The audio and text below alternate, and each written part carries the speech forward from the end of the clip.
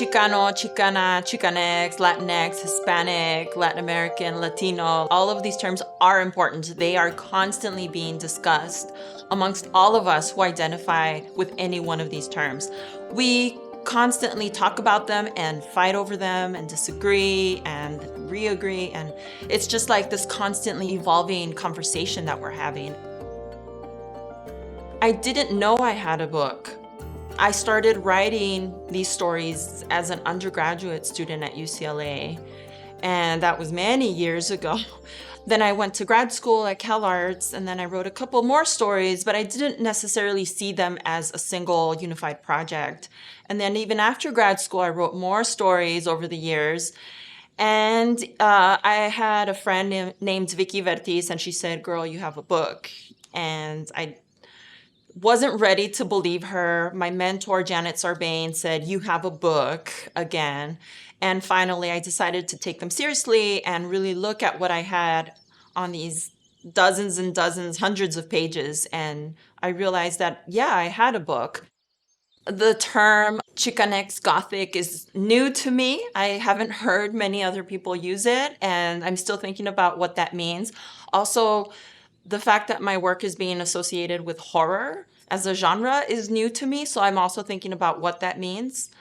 I often return to themes in both the fiction and the nonfiction that relate to the experiences of young women and middle-aged women, mainly Latinas, mainly immigrant women or the children of immigrants, because these are stories that are not often told. So I keep returning to these because these are very much alive to me as a child of immigrants, as a Chicana, Mexican American.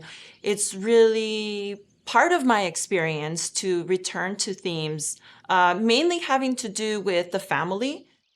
And I also write a lot about what it means for new generations, particularly young women, to try to find their way in the world with or without mentorship, with or without guidance. And I think about what it means to try to recreate the world. These are themes that I find myself coming back to over and over in my work.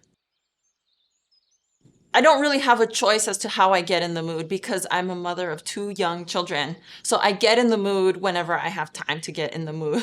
And usually what will happen is I'm working on a project, I'm working on something that needs to get done, I'm on a deadline, and a little voice or image will creep into me, and I will write a sentence down on the margins of my page. I handwrite always. It's very important for me to handwrite first. So I have dozens and dozens of notebooks all over my house. I'll grab whatever notebook I happen to find sometimes, and I'll write there. And then I'll return as soon as I have a little bit of quiet time, even if it's just 5 or 10 minutes. And then I start to grow out that little sentence that I scribbled on a piece of paper or in a notepad. I'm very much aware of what people see when they see El Monte and South El Monte. And it's a place that many people just try to drive as quickly as they can through on their way to another location. And there's usually a lot of traffic and not a lot to see on the surface. But as a person that grew up there, I really had to learn and really teach myself to see beneath that surface. And what I see is 300 plus years of history. And it's actually a very old community that had a very old indigenous population of Tongva people there. And it also has a history of colonization where the Spaniards came and gave it its name, El Monte, because of its lush wilderness. And then I see a more recent history that is part of, for example, the civil rights movement. And that's something that is not ever taught and that we never really get to learn about. El Monte feels in many ways like an island, having grown up there, that is isolated and separate from the rest of the world and from history. And I've learned that it's not so, that it is part of history in really important ways, and it continues to be so. And so that's what I see when I look at El Monte, beneath the surface. I see a place that is very much entrenched in the history of California and the American West. It started with our arts collective, the South El Monte Arts Posse. Romeo, my husband, is a historian, and we started realizing that there was a lot of history that had been not lost, it was just beneath the surface, that was still something we could capture through oral histories. And we started asking scholar friends of ours to write essays about the place, about the landscape, about its political history, about all sorts of different topics. And so it just kind of grew organically over the course of 10 years. And through Rutgers University Press and the collaboration with our co-editors, we were able to pull them all together and publish them as a book. And it came out last year in February of 2020, right before the pandemic hit.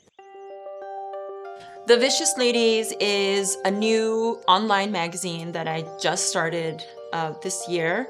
And it's a publication focused on art and cultural criticism by women and women identifying writers of color.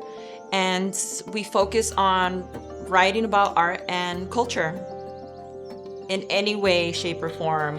And so I wanted to create a space where young and emerging writers could start publishing and get some sort of mentorship from me and hopefully from each other, and also a space for more established writers to give themselves the freedom to try new things that maybe they're not able to try with their publications that they normally publish. And so I just want to create like this space of experimentation and freedom and support for young women of color to write about almost whatever they please. So that's sort of the ethos around Vicious Ladies, and to do it unapologetically using whatever vocabularies we want.